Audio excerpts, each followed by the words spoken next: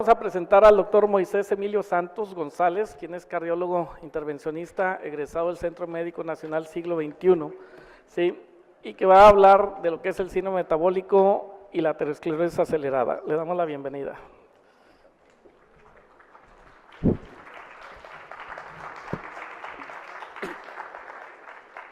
Muchas gracias, estoy de pie ante ustedes, agradecido y contento. Agradecido por la invitación de Alfredo de Noé Colmenares a regresar a mi tierra y contento por ver aquí a tantos maestros de primera mano que tuve y maestros que he ido conociendo a través de sus presentaciones con los años. Y bueno, qué mejor manera de darles la bienvenida a nuestro estado que con nuestro máximo poeta, ¿no? Vemos aquí a don Jaime Sabines pegándole de patadas al endotelio con su cigarrito. Él, no muy lejos de aquí, se pasó 30 años escribiendo en la trastienda de telas de uno de sus familiares y escribiendo mientras cortaba y despachaba telas aquí en el centro de Tuxtla Gutiérrez. Se fue a estudiar medicina a la Ciudad de México, a la facultad de la Universidad Nacional Autónoma de México, y pronto, como muchos chapanecos, cuando nos vamos de aquí, pues nos damos cuenta que lo nuestro, pues es otra cosa, ¿no? De tal manera que, bueno, hizo muchas cosas en su vida y pasó 30 años escribiendo sin ser conocido, hasta que empiezan a tomar forma sus primeros libros, pues apenas hace 20 y tantos años. Este es un fragmento de su poema Uno es el hombre, que a mí me gusta mucho, y dice: uno apenas es una cosa cierta, que se deja vivir, morir apenas, y olvida cada instante, de tal modo que cada instante nuevo lo sorprenda. Y a mí me recuerda muy bien que si queremos aprender algo más, como el día de hoy, ¿no? Y como el día de ayer y como el día de mañana van a estar ustedes aquí, tenemos que estar dispuestos a olvidar lo que creemos que sabemos, ¿no? Y entrando en materia, a mí me toca hablar de aterosclerosis acelerada en el síndrome metabólico. Vean ustedes, apenas en 1990, el doctor Ip y Foster, que ahora es de todos conocidos, pero en el 90 pues no era tan conocido, escriben esta revisión en la ciudad de Nueva York: los síndromes de aterosclerosis acelerada, y por primera vez establecen cuál es el rol del daño vascular y la proliferación de células de músculo liso. E incluso establecen por primera vez 3 tipos de daño, y se empieza a hablar del daño endotelial o el daño vascular sin denudación, o sea, sin daño al endotelio, como podía ser en el espasmo, y se empieza a hablar de algo que ahora es muy común en la cardiología, del daño vascular por erosión y por ulceración. Pasan muchos años, bueno, esto fue en 1990, el día de hoy es muy fácil, el día de hoy todo el mundo dice colesterol es igual a muerte por el corazón o igual a enfermedad vascular cerebral. Pero alrededor del 98, el doctor Peter Levy publica su ya famosa descripción de la progresión de la aterosclerosis, que vamos a ver en las diapositivas adelante. En nuestro tema, esta es una revisión muy interesante que se llamó el estudio del corazón de Bogalusa, donde directamente asocian ya no al colesterol LDL alto, sino al síndrome metabólico con la progresión de la placa aterosclerosa en carótidas. Y además, lo que me gusta a mí mucho de esto, es que ellos son los que en este estudio de Bogalusa establecen que esta es la clasificación que tiene mejor correlación con diagnóstico de síndrome metabólico que causa progresión de la placa aterosclerosa. Esta diapositiva, como ustedes saben, es de lo más antididáctico del mundo, ¿no? Demasiada información metida. Pero lo que me gusta mucho de esta, y que es conclusión también no mía, sino de los autores, es esto. Pensamos que si no me vio el internista o si no me va a ver el endocrino o el cardiólogo, pues no puedo saber si tengo síndrome metabólico, y es una mentira. Sobre todo el día de hoy es una mentira. Lo único para lo que requerían las personas antes de ir al médico para hacerse el diagnóstico de síndrome metabólico, pues era para tomarse la presión. Porque saber que tengo esta cintura, pues es con una cinta métrica, y la glucosa y los triglicéridos me los va a dar el laboratorio, ¿no? De tal manera que se hace énfasis en que aún desde que somos estudiantes de medicina o de enfermería, tenemos una responsabilidad social con nuestros pacientes y nuestros familiares de tener atención de que pueden estar entrando en síndrome metabólico. Y bueno, sobre la glucosa se ha dicho mucho en estas pláticas y se va a seguir viendo hoy y mañana. La glucosa van a ver ustedes que se refiere a niveles de alteración de glucosa en ayunas, no diabetes, porque la diabetes, ya el estudio Framingham nos enseñó que el diabético no tiene síndrome metabólico, el diabético es un enfermo cardíaco que no lo sabe, nada más. Gracias a los estudios estadísticos sabemos que el diabético tiene el mismo riesgo de tener un infarto que aquel paciente que ya tuvo un infarto y no es diabético, es un riesgo muy alto. La obesidad abdominal, vamos a ver en unas diapositivas a continuación cómo influye en el desarrollo de la aterosclerosis. Los triglicéridos nuevamente, que son aquí los que toman mucha importancia, el HDL y la presión. Y en esta diapositiva me sirve también para recordar cómo siempre que hablamos de riesgo, siempre nos preguntan, oye, ¿por qué no está el LDL? Sí, muchos estudios nos han dicho que es el malo de la película, ¿no? El que hay que bajar, al que hay que dirigirnos. Bueno, pues porque el LDL realmente requiere, como vamos a ver a continuación, estar cargado de triglicéridos para cambiar su forma molecular y volverse una partícula propensa a la oxidación. Entonces, de ahí que los primeros estudios que trataron de demostrar que bajar triglicéridos bajaba el riesgo cardiovascular no tuvieron mayor impacto porque se midieron a lo largo de 1, 2 y 3 y hasta 4 años. Y en 4 años no vemos un cambio estadístico. ¿Pero qué pasa en México? Dice la OMS que el 73% de nuestras mujeres tienen sobrepeso, mayores de 15 años. Y de ellas que el 41% están en niveles de obesidad. Y vean ustedes, las alteraciones metabólicas derivadas de la obesidad, pues se han platicado aquí también, principalmente resistencia a la insulina, que por varias cascadas va a producir dislipidemia e hipertensión con daño cardiovascular. El día de hoy, en nuestro país, 1 de cada 4 muertes, el 24 punto algo por ciento de todas las muertes es de causa cardíaca. Ayer decían algo muy interesante en la mujer posmenopáusica. 1 de cada 8 tiene riesgo de cáncer de mama. 1 de cada 4 tiene riesgo de morir por el corazón. Y cuando separamos a la principal causa de muerte por no accidentes en México, el cáncer cervicuterino y de mama matan al 17% de nuestras mujeres. El corazón mata al 51%, o sea, 3 veces más. Bueno, el tejido adiposo, eso que es tan sabroso que comimos ayer en las pichanchas, tiene varias funciones. Es realmente un órgano endocrino, como el doctor Fernández Barros después va a explicar a conciencia. En condiciones fisiológicas libera leptina, que ahora es conocida como la hormona de la saciedad, la que lleva el mensaje al hipotálamo sobre el consumo energético y el gasto energético. Libera adiponectina, que es una hormona relacionada a la sensibilización de tejidos a la insulina. Interleucina 6, que todos ustedes saben que es un mediador de inflamación, igual que el factor de necrosis tumoral. Y también libera, fíjense nada más que curioso, tiene que ver también con la coagulación. En condiciones de obesidad se altera esta relación, hay más leptina, hay menos biorretroalimentación, o sea, el cerebro del paciente, el cerebro de nosotros, no capta que ya comimos demasiado y podemos seguir comiendo. Además, aumenta la expresión de moléculas inflamatorias y disminuye la hormona que nos ayuda a que nuestros tejidos sean más sensibles a insulina. Y esta diapositiva a mí me recuerda por qué no hice química. Ya que vamos a hablar de aterosclerosis acelerada, vamos a hacer un recuento muy sucinto de las vías del metabolismo de los lípidos. Básicamente se conocen 2 para simplificar. La vía exógena, o sea, lo que comemos. Entra los lípidos que comemos, en contacto con las sales biliares se separan en triglicéridos, sales biliares, y los triglicéridos por acción de la lipasa pancreática se separan en monoglicéridos, diglicéridos, ácidos grasos libres y glicerol. Y estos, a nivel intestinal, se empacan en forma de kilomicrones. Esa es la manera en que van a andar por la circulación enterohepática. Aquí puse en rojo esta proteína que es... Van a ver la importancia que tiene la lipoproteína lipasa. En condiciones normales va a desdoblar a los kilomicrones o separarlos en ácidos grasos libres en glicerol, y este glicerol, bueno, pues lo va a captar el adipocito, va a agarrar 3 moléculas y va a formar otro triglicérido para almacenar energía.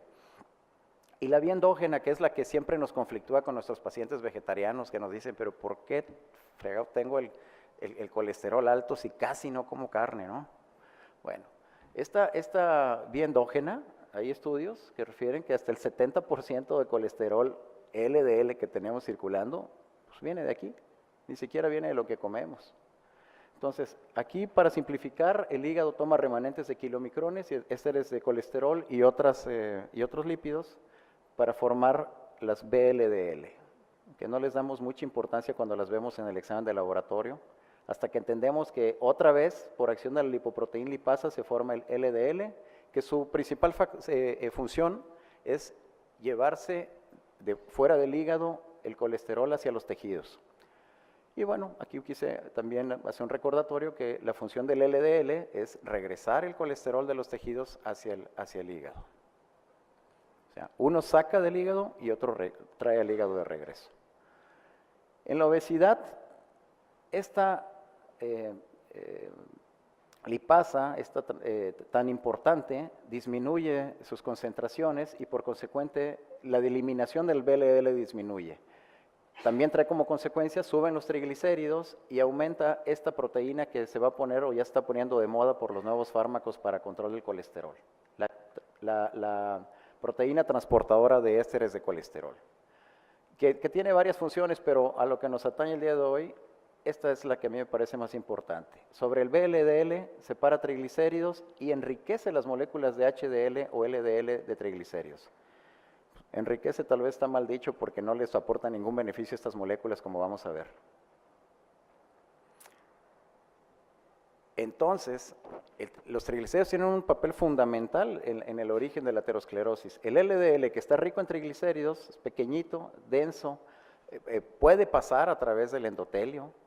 Ahí, por estímulos químicos, atrae a monocitos, ¿no? El policía que anda rondando el monocito entra, se transforma en macrófago porque ya no es una célula de defensa circulante, sino fija. Y el macrófago, al tomar su función de comerse al extraño, se transforma en una célula espumosa que tiene desgraciadamente mucha actividad metabólica mala.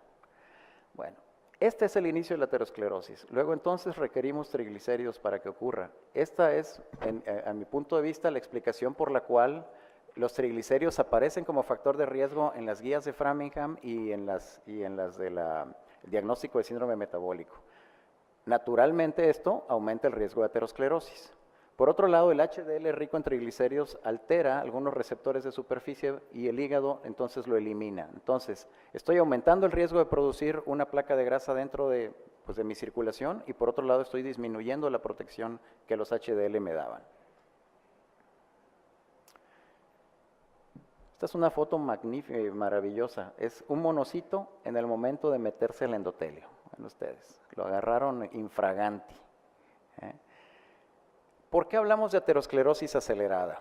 Los estudios de necropsia nos dicen que aún en niños de 9 años de edad, sin factores de riesgo, sin obesidad, no diabéticos, etcétera, ya se puede encontrar en los cortes histológicos de sus arterias coronarias o carótidas la primera fase de la aterosclerosis, que es esta, la estría grasa, ¿no? Que ocurre básicamente cuando el monocito cambia su función de policía circulante a policía local, se vuelve macrófago y empieza a engullir colesterol oxidado. Esta es una microfotografía electrónica que muestra algunas irregularidades ya en la superficie endotelial. Aquí van a ver en moradito varias células espumosas que algún día fueron monocitos, luego macrófagos.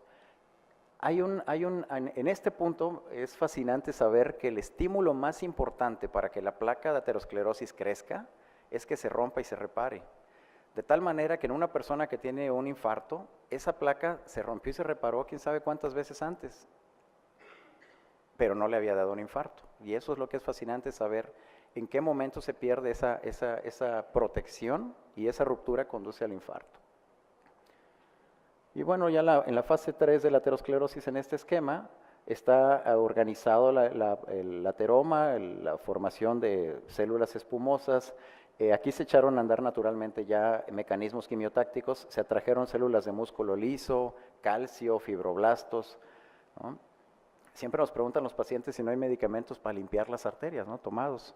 Y bueno, hay algunos estudios hechos con atorvastatina y rosuvastatina que dicen que podemos disminuir el volumen de esta placa hasta en un 20%, ¿no? La industria farmacéutica te dice, disminuye 20%, no, puede disminuir hasta un 20% en quien tiene esa suerte. Pero naturalmente estos fármacos no van a disminuir ni el calcio, ni los fibroblastos, ni las células de músculo liso, sino solamente parte del contenido lipídico. Y también se organiza aquí una capa fibrosa, que es como, si nos imaginamos esto como un huevo metido en nuestras arterias, esta sería la yema y este sería el cascarón. Desafortunadamente esta parte, tratándose el hipotiroidismo, iba a mejorar la hipertrigliceridemia, cosa que no ocurrió. Hipertensa también de 3 meses de diagnóstico, obesidad central, es una mujer alta, también alta en peso. Y aquí es muy curioso porque esta es una mujer educada, estudiada, gente, y cuando le apliqué la escala tiempo después de que todo había pasado, de cuál era la percepción de su salud y de su persona, no se considera una persona con sobrepeso, ¿no? Para mencionarlo literalmente, ella me dijo, no, yo soy gordibuena, recuerdo muy bien el término. Y pues sí, parcialmente tiene razón. Este es su perímetro abdominal, o era su perímetro abdominal, y también tenía un diagnóstico de síndrome de ovarios poliquísticos, que normalmente los cardiólogos esto nos valía bastante poco, pero ahora sabemos que es un subrogado de resistencia a la insulina, que hay que tener muy presente, ¿no? La mañana del evento venía manejando, se peleó con un taxista, le empezó a doler el pecho intensamente y el brazo izquierdo. Duró aproximadamente 15 minutos más manejando y se dio el dolor casi hasta quitársele, se fue a su trabajo, que es 10 minutos después, y en el trabajo presentó vómito, y la checa el servicio médico, tenía 80-50 de presión y la mandó al hospital, que está allá, estamos a 3 cuadras, llegó caminando, y en la recepción no pasó su tarjeta de crédito y volvió a hacer coraje y ahí se desmayó, ahí hizo el síncope. En urgencias detectan fibrilación ventricular, la desfibrilan 2 veces y en el monitor aparece, una vez que sale de ritmo sinusal, tenía una lesión subendocárdica en la cara anterolateral y les voy a enseñar aquí lo que encontramos. Esta es la coronaria derecha, que vamos a ver que, bueno, los cardiólogos sabrán que se mueve en forma rara ese corazón, pero pasó por 2 desfibrilaciones. Realmente había una lesión en el inicial, en el segmento proximal, pero nada del otro mundo. Y la coronaria, el sistema izquierdo, donde ya vamos viendo que aquí la marginal obtusa está tapada y hay una lesión aquí no significativa, pero lesión aterosclerosa finalmente en el tercio medio de la descendente anterior, que una jovencita de 34 años pues no debería de tener. Bueno, finalmente les voy a abreviar. Aquí estamos dilatando, aquí van a ver el baloncito, vemos que era una arteria no tan pequeña. Finalmente le pusimos su stent, ¿no? Y quedó, la verdad, creo que yo estoy tranquilo. Bueno, este es su seguimiento a 13 meses. El stent está permeable, pero seguimos viendo la lesión de la arteria descendente anterior. Y sin ánimo de marearlos mucho, en la reconstrucción de la pared ventricular vemos que hay un adelgazamiento que es justo en la zona del infarto. Como decimos, a pesar de que actúes rápido, no evitas que haya daño. Bueno, me gustaría que hubiera un mensaje que nos lleváramos a casa, importante. El que una paciente o que una persona tenga menos de 40 años, no descarta de ninguna manera que no pueda tener un evento cardíaco grave. Esta persona entra en la categoría que conocemos como muerte súbita abortada. Si no hubiera habido maniobras de reanimación, se muere. Ya había empezado a morirse, ¿no? Entonces, también las guías gringas dicen, pesa y mide a todos sus pacientes, ¿no? A veces a mí se me olvida mucho pesarlos, ya después de esto ya no. Y además, tome ventaja de que muchos pacientes van acompañados al consultorio, aunque sea por sus hijos. Un joven que lleva acompañando a la mamá o al papá y tiene más de 18 años, ya está en las estadísticas para tener dislipidemia o hipertensión, y ahí podríamos hacer prevención primaria de muy buena manera. Me gustaría cerrar esta intervención en Corazón y Mujer en Chiapas con una frase de la mamá de todos los escritores chiapanecos, que además acabamos de celebrar el 90 aniversario de su natalicio, doña Rosario Castellanos. Decía, algún día lo sabré. Este cuerpo que ha sido mi albergue, mi prisión, mi hospital, es también mi tumba. Muchas gracias.